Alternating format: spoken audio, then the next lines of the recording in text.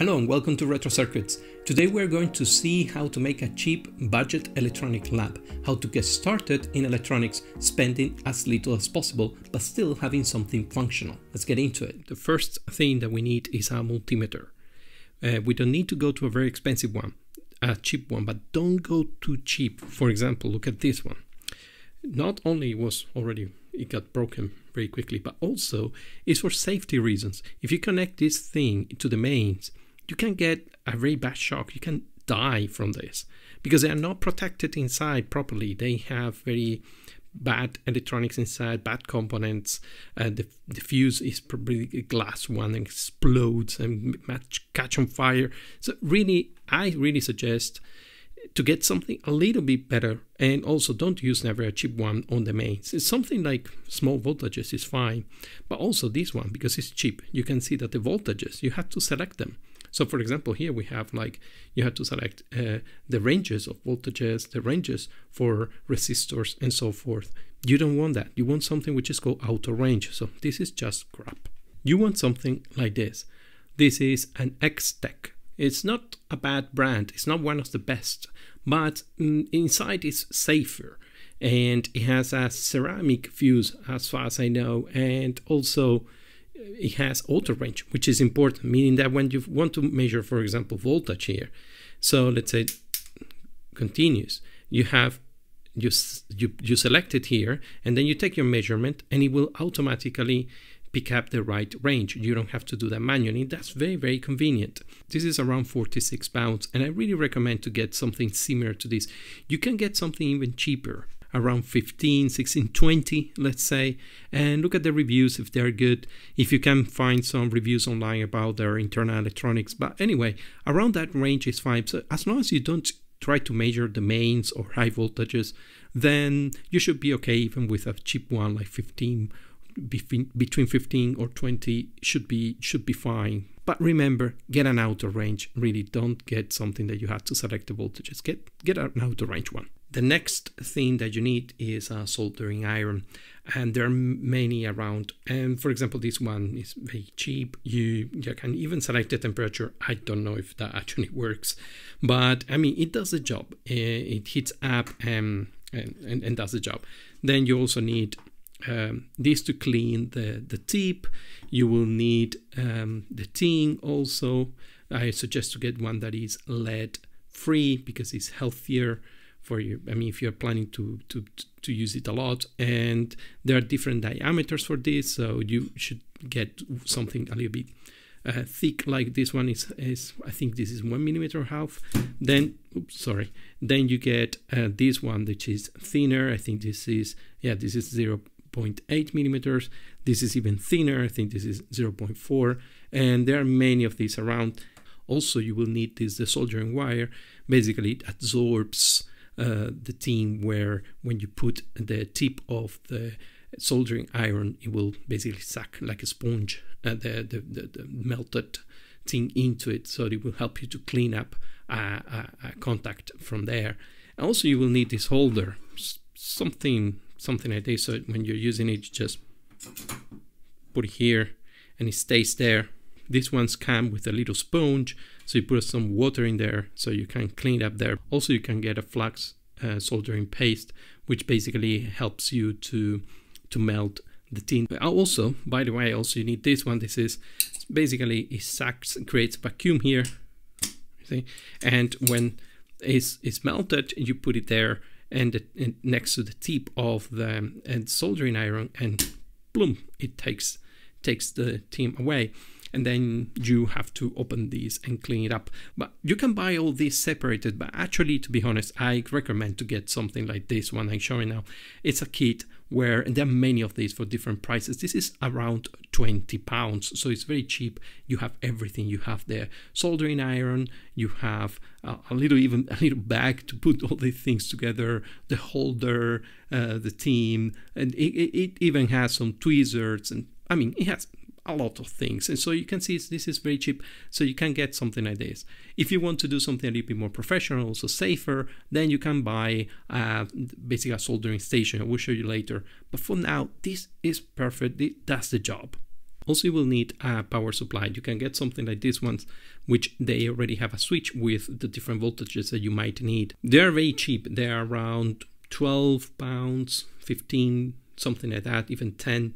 Depends where you buy it from. You will also need a set of precision screwdrivers. You can get something like this very cheap for around £10, and they have the different measures. There are many kinds of these, so it depends what you're looking for. Some of them are a little bit more expensive, like around 15 and 20. They come with a lot more stuff, but it depends. At the beginning, usually you need more than one because sometimes you lose the tips and stuff, so I usually have more than one. You will need tweezers, but if you get this kit that I mentioned before with the soldering iron, it has some, I guess, 3 or 4 tweezers in there, so maybe you don't need it, but anyway, you will need tweezers. These sets are very cheap. They could be between 6 and 7. You will also need a magnifying glass. You can get something like this. I got this for around £16.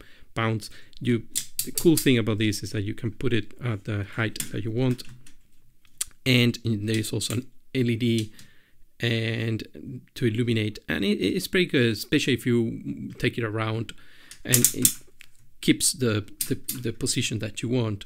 If you want to spend a little bit more, for around 20 or something like that, you can get something like this. Basically, you put this on your head and you connect here. You put the different glasses with different magnification, and it has also an LED. I think it's, yeah, you can illuminate. So it's pretty cool. And also when you wear this, it gives you a very, very, very nice look. Also, you will need a breadboard, which is called, and is this kind of board where you can plug the different electronic components, and then you put jumpers and wires to connect all of them. So that basically you stick them in these holes, and they have a particular pattern. We will look at that later when we explore different projects. These can have basically around £10, and you can get even 3 or 2 of these. Try to get something kind of decent anyway. Look at the reviews and stuff, because you don't want to end up with something that sometimes the very cheap ones, the contacts here don't work.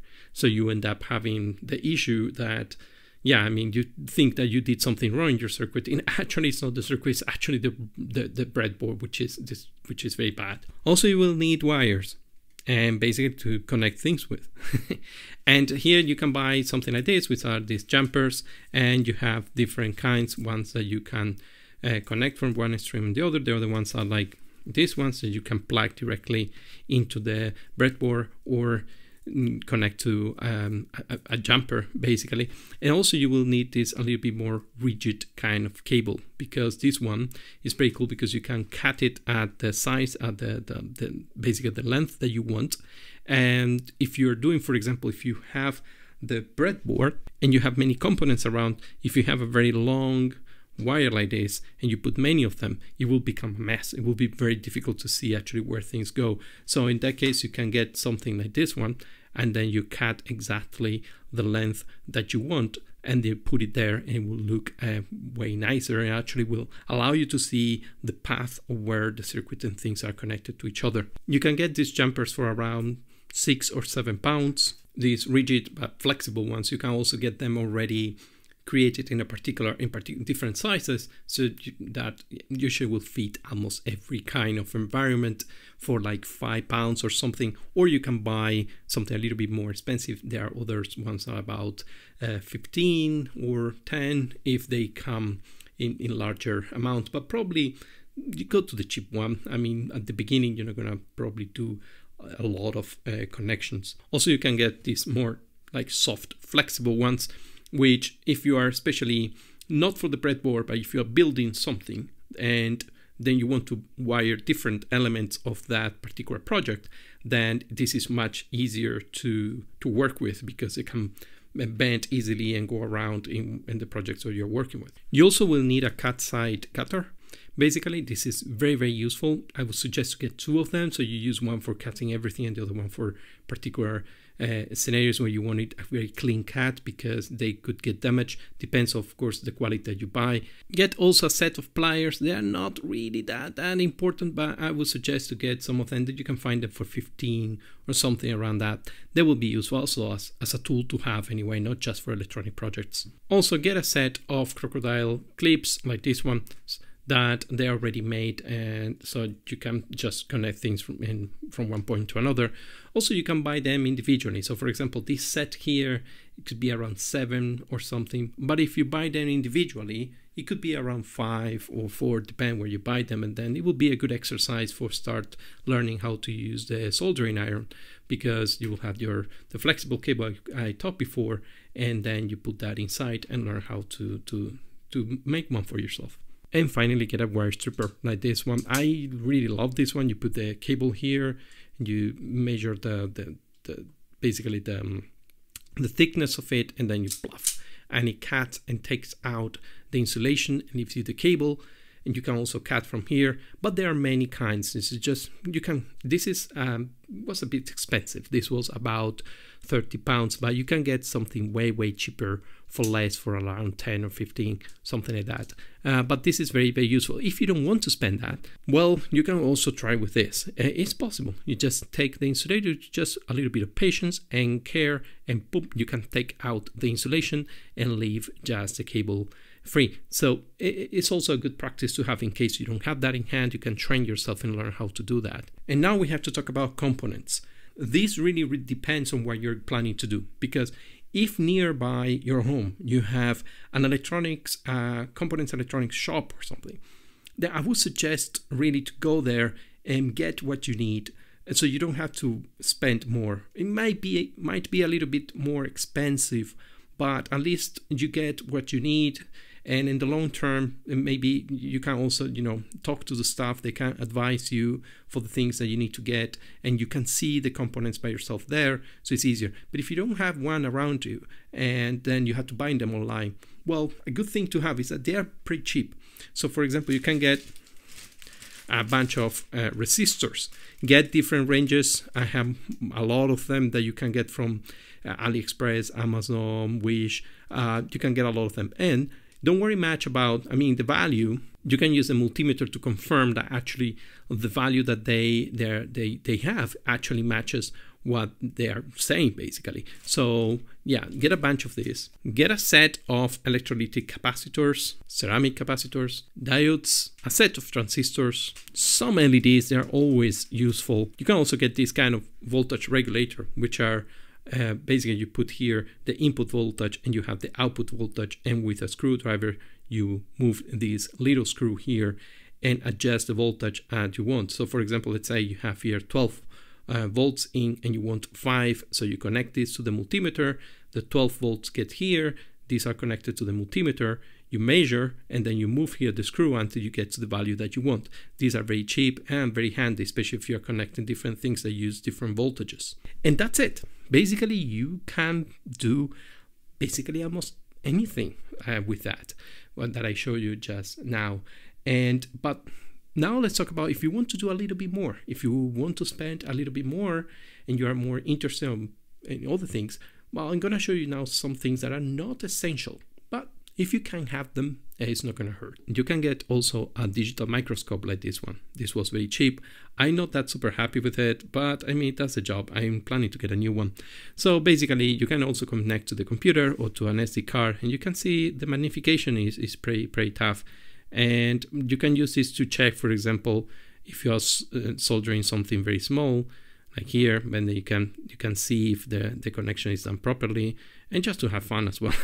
But yeah, mostly it is very useful. It's very useful to have. You can also get a digital caliper like this one, and it's very useful to take measurements and get some precise measurements of things that you're doing, especially if you are building some sort of appliance, some projects that you might use. It is very useful to have one of these. Also, you can get something like this to hold your circuits, for example, when you are soldering, or if you want to take a look at them, something. This is very useful as well. You just put it here and you just tight this and they get fixed there. Also, these are very useful. These are prototype PCBs where you can basically put here the different components and you can prototype a particular circuit. You can also use something like this. It's like a helping hand when you're soldering. So you put here the circuit that you want, and it even has a magnification glass with LED, so it makes the process easier. So you can see through the magnification glass where you're doing, especially if you're doing something very small components. Also, it's very useful because, I mean, sometimes you really think that we need 3 or 4 hands, and this thing can be very helpful. If you get something like this, make sure that the base is heavy. Check the comments and check on the general weight, because you want this thing to be stable. Oscilloscope, do you need it? Well, it depends. It depends what you're gonna do with it. If you really need it, you have to learn how to use it. So I would suggest that if you really want to learn electronics, get one. But initially there are cheap options which are very good, and around 78, 80, 90 pounds you can get one of those that you connect to your computer, and basically the output of the oscilloscope goes to a software and you see there. They don't have a screen, but many of them are actually very expensive because they're very precise and very good. If you want to do something a little bit more professional, well, you can get something like this one. This is a Regal. It's a very good maker, and basically you have to learn how to use these, and in here in the displays it will show the frequencies. But again, this is something you have to think about if you really want to use it. I would suggest not to get it initially, just learn. There are a lot of things to do, and there is a lot of things to have fun and learn first before you need an oscilloscope. This is a function generator. Basically what it creates is a frequency that you set of a wave shape that you want, and this is for testing and for prototyping. This is something also that it might be useful to have depending on what you're gonna do. There are some things that are like DIY that are not bad, and you can buy them for like 10 pounds or something, or buy something like this one. This is one of the cheap ones as well. This was about 80 or something like that in the website, but it depends. It depends what you're gonna do. It's the same as the oscilloscope. You have to think about what are your plans. Initially, I would suggest you don't really need this. The power supply, as I mentioned before, you can buy one of those cheap ones, and those are more than enough for initially. But you can also buy something like this. I have 2 of them, and they basically have a specific, you can set here the voltage, and it will show you how much current is being consumed. These are, well, they're safer, they provide more voltage. And also you can buy one of these kits that you can build it yourself, but it depends. I mean, it's a good exercise though, anyway. Finally, if you're planning to use the soldering iron a lot, I would suggest to get a soldering station, where here you can set the temperature, and it has this nice holder here. It's safer. It controls the temperature exactly what you need, so you are not gonna be in trouble of maybe, you know, burning some components going beyond a certain temperature limit. So I would really recommend to get one of these if you want to do quite a lot of soldering work. Get a glue gun. You never know when you need it. Also, you don't need that just for electronics. You can use it for many other things. It's good to have it, especially if you are building some projects. Also get one of these heat shrinking tubes or pipes anyway. Basically this thing, you put the wires inside, and then you heat this up, and it shrinks and it's an insulator, and gets things neat, tied up, and safer as well, because it prevents, for example, to get, if a cable, for example, disconnects, and to touch and short circuit. So these are very useful. They come in this way. They also come in different formats, and I would recommend you can use like a lighter, some sort of fire source, basically to shrink that. But I recommend you to get a phaser, a heat gun. So with this, you can heat up the shrinking tube, and it's cleaner, it's safer, but be very careful.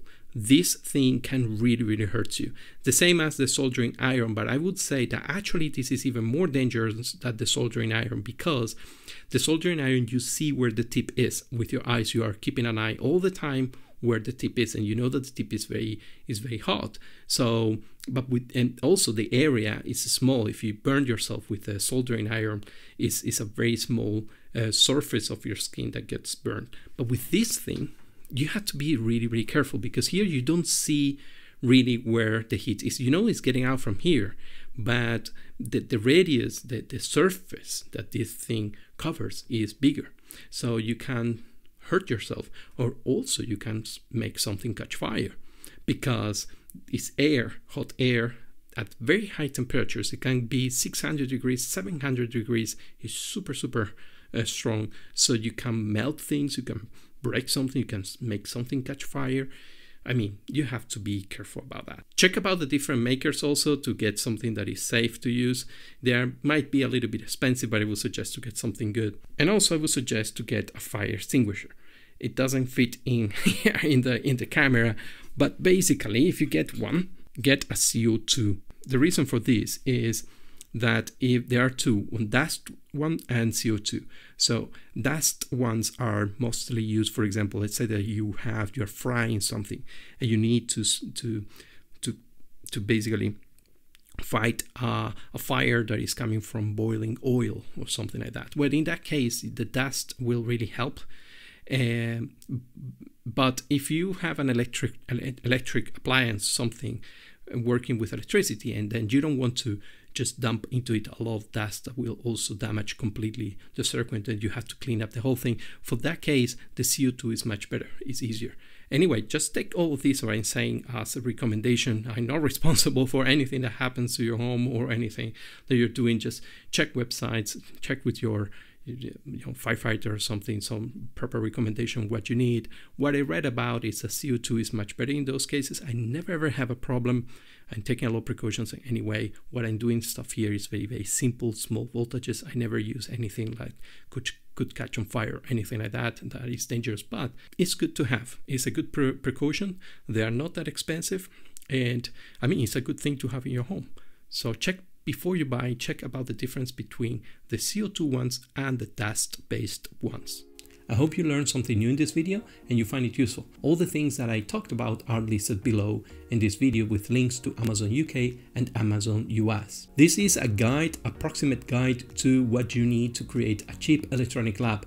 Of course, you can move forward from this and spend more if you want. But I would suggest to initially get cheap if you are just starting, because you're not sure yet if you want to continue, what you want to do, because there are so many things you can do in electronics. So for example, let's say you want to do and focus more on analog stuff. So for that, you will require to learn more about physics and mathematics, and you will need to get more expensive components if you want to make some precise instruments and stuff like that.